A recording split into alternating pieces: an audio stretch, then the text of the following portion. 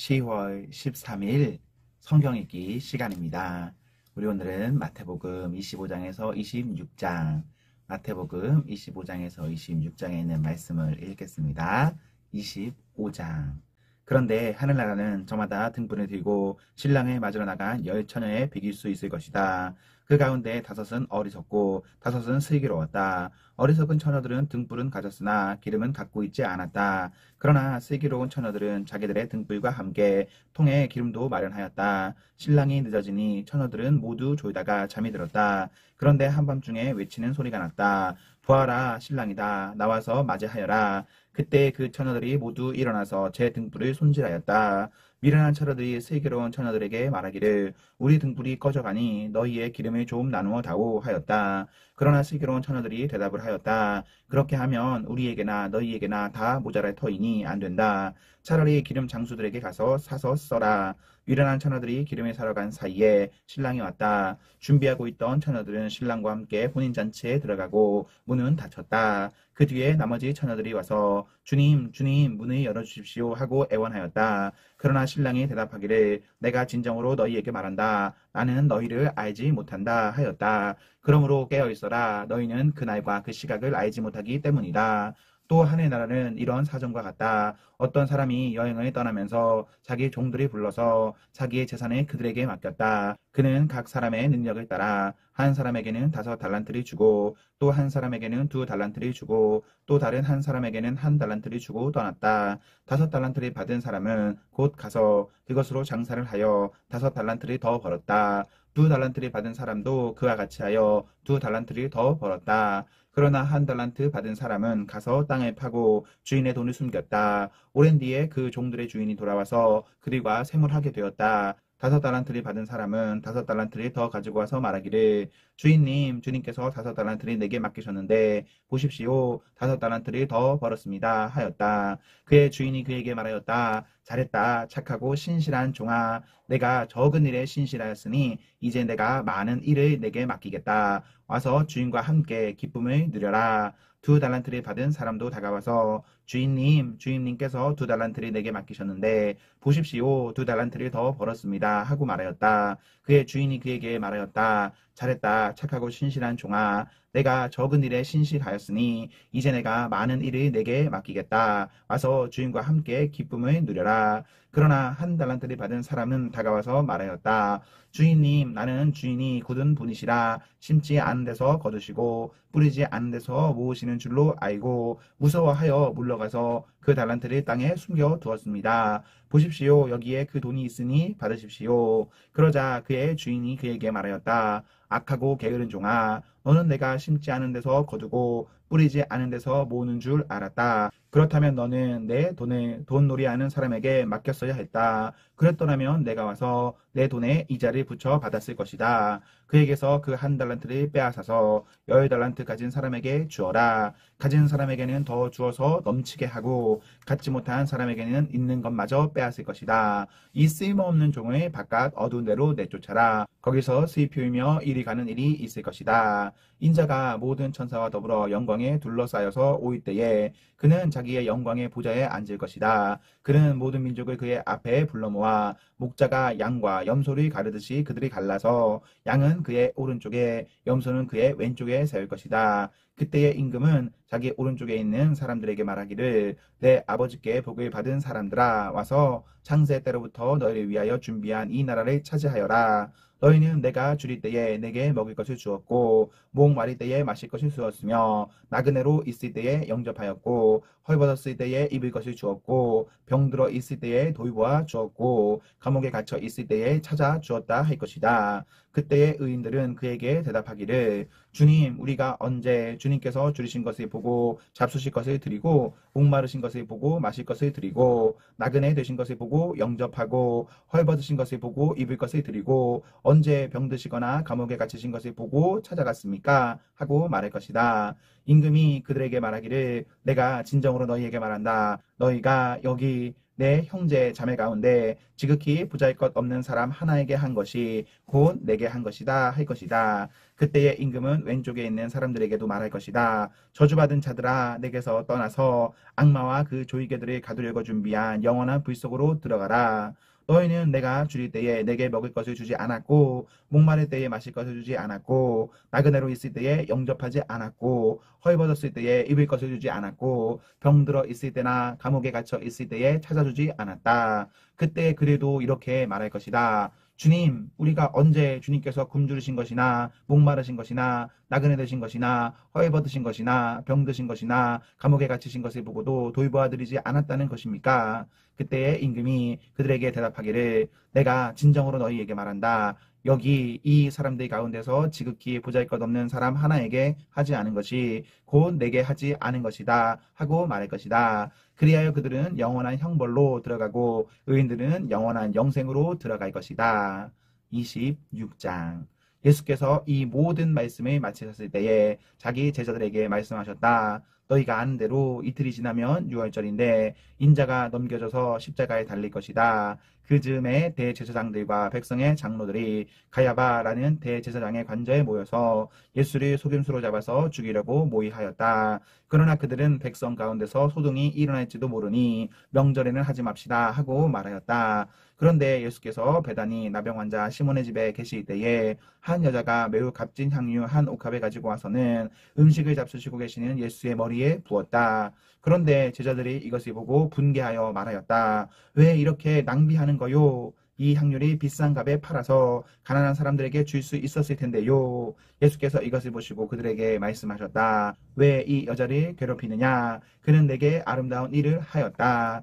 가난한 사람들은 늘 너희와 함께 있지만 나는 늘 너희와 함께 있는 것이 아니다. 이 여자가 내 몸에 향유를 부은 것은 내 장례를 치르려고 한 것이다. 내가 진정으로 너희에게 말한다. 온 세상에 어디서든지 이 복음이 전파되는 곳에서는 이 여자가 한 이도 전해져서 그를 기억하게 될 것이다. 그때의 12제자 가운데 하나인 가룟사람 유다라는 자가 대제사장들에게 가서 이렇게 말하였다. 내가 예수를 여러분에게 넘겨주면 여러분은 내게 무엇을 주실 작정입니까? 그들은 유다에게 은돈 30입을 셈하여 주었다. 그때부터 유다는 예수를 넘겨주려고 기회를 노리고 있었다.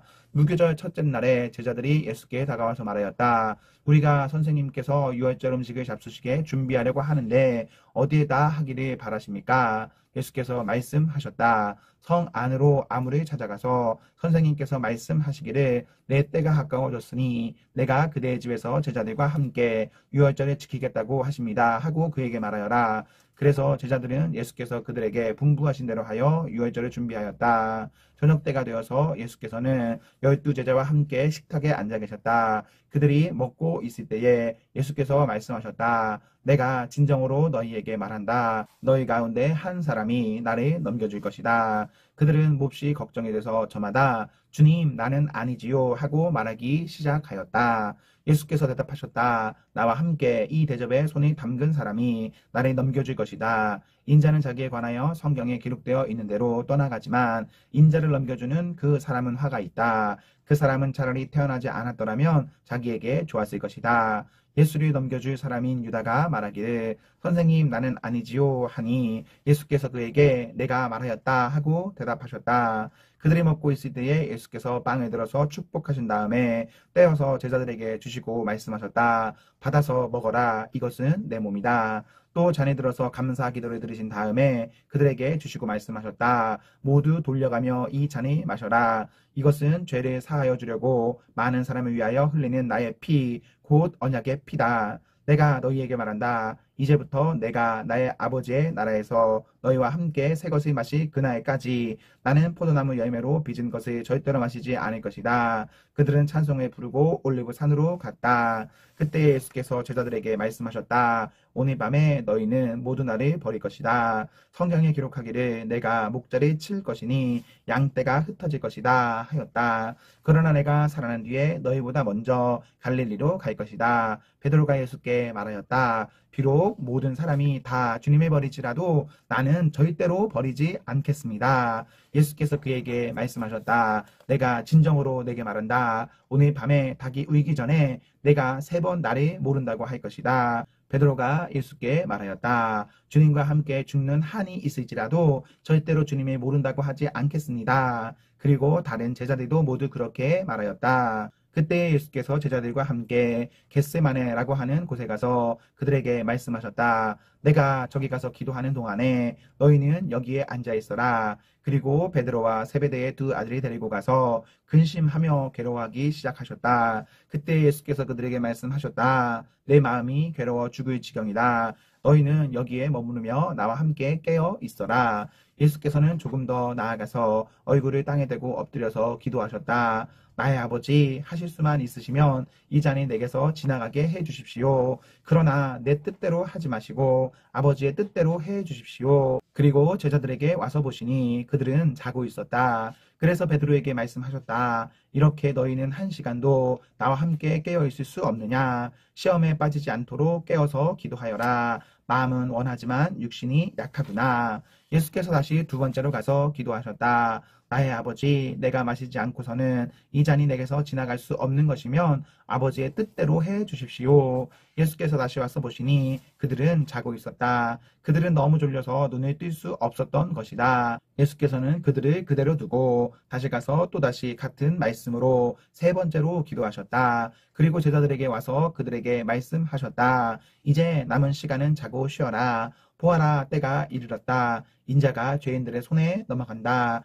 일어나서 가자. 보아라, 나를 넘겨줄 자가 가까이 왔다. 예수께서 아직 말씀하고 계실 때에 12제자 가운데 하나인 유다가 왔다. 대제사장들과 백성의 장로들이 보낸 무리가 칼과 몽둥이를 들고 그와 함께하였다. 그런데 예수를 넘겨줄 자가 그들에게 암호를 정하여 주기를 내가 입을 맞추는 사람이 바로 그 사람이니 그를 잡으시오 하고 말해놓았다. 유다가 곧바로 예수께 다가가서 안녕하십니까 선생님 하고 말하고 그에게 입을 맞추었다. 예수께서 그에게 친구여 무엇하러 여기에 왔느냐 하고 말씀하시니 그들이 다가와서 예수께 손을 대어 붙잡았다. 그때 예수와 함께 있던 사람들 가운데 한 사람이 손을 뻗쳐 자기 칼을 빼어 대제사장의 종을 내리쳐서 그 귀를 잘랐다. 그때 예수께서 그에게 말씀하셨다. 내 칼을 칼집에 도로 꽂아라. 칼을 쓰는 사람은 모두 칼로 망한다. 너희는 내가 나의 아버지께 당장 12군단 이상의 천사들을 내 곁에 세워주시기를 청할 수 있다고 생각하지 않느냐. 그러나 그렇게 되면 이런 일이 반드시 일어나야 한다고 한 성경 말씀이 어떻게 이루어지겠느냐.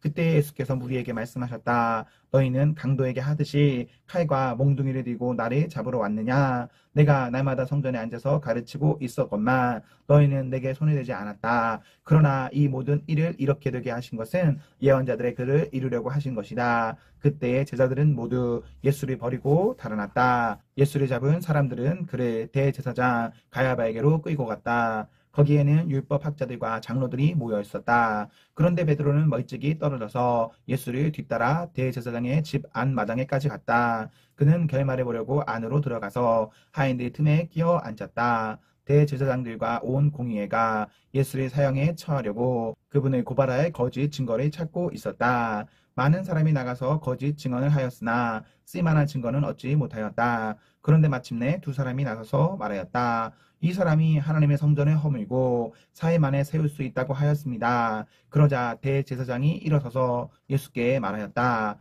이 사람들이 그대에게 불리하게 증언하는데도 아무 답변도 하지 않소. 그러나 예수께서는 잠자코 계셨다. 그래서 대제사장이 예수께 말하였다. 내가 살아계신 하나님을 걸고 그대에게 명령하니 우리에게 말해주시오. 그대가 하나님의 아들 그리스도요. 예수께서 그에게 말씀하셨다. 당신이 말하였소. 그러나 내가 당신들에게 다시 말하오. 이제로부터 당신들은 인자가 권능의 보좌 오른쪽에 앉아 있는 것과 하늘 구름을 타고 오는 것을 보게 될 것이요. 그때의 대제사장은 자기 옷을 찢고 큰 소리로 말하였다. 그가 하나님을 모독하였소. 이제 우리에게 이 이상 증인이 무슨 필요가 있겠소? 보시오. 여러분은 방금 하나님을 모독하는 말을 들었소. 여러분의 생각은 어떠하오? 그러자 그들이 대답하였다. 그는 사형을 받아야 합니다. 그때에 그들은 예수의 얼굴에 침을 뱉고 그를 주먹으로 치고 또 더러는 손바닥으로 때리기도 하며 말하였다. 그리스도야, 너를 때린 사람이 누구인지 알아맞추어 보아라. 베드로가 안뜰 바깥쪽에 앉아 있었는데 한 하녀가 그에게 다가와서 말하였다. 당신도 저 갈릴리 사람 예수와 함께 다닌 사람이네요. 베드로는 여러 사람 앞에서 부인하였다. 나는 내가 무슨 말을 하는지 모르겠다. 그리고서 베드로가 대문 있는 데로 나갔을 때에 다른 하녀가 그리 보고 거기에 있는 사람들에게 말하였다. 이 사람은 나사렛 예수와 함께 다니던 사람입니다. 그러자 베드로는 맹세하고 다시 부인하였다. 나는 그 사람을 알지 못하오. 조금 뒤에 거기에 서 있는 사람들이 베드로에게 다가와서 베드로에게 말하였다. 당신은 틀림없이 그들과 한패요. 당신의 말실이 보니 당신이 누군지 분명히 드러나오. 그때 베드로는 저주하며 맹세하여 말하였다. 나는 그 사람을 알지 못하오. 그러자 곧 닭이 울었다. 베드로는 닭이 우이기 전에 내가 나를 3번 부인할 것이다 하신 예수의 말씀이 생각나서 바깥으로 나가서 몹시 울었다. 아멘, 아멘. 네, 우리 오늘 말씀을 모두 읽었습니다. 우리 오늘 하루도 하나님과 사랑 앞에서 행복하십시오. 성령 충만하십시오. 안녕.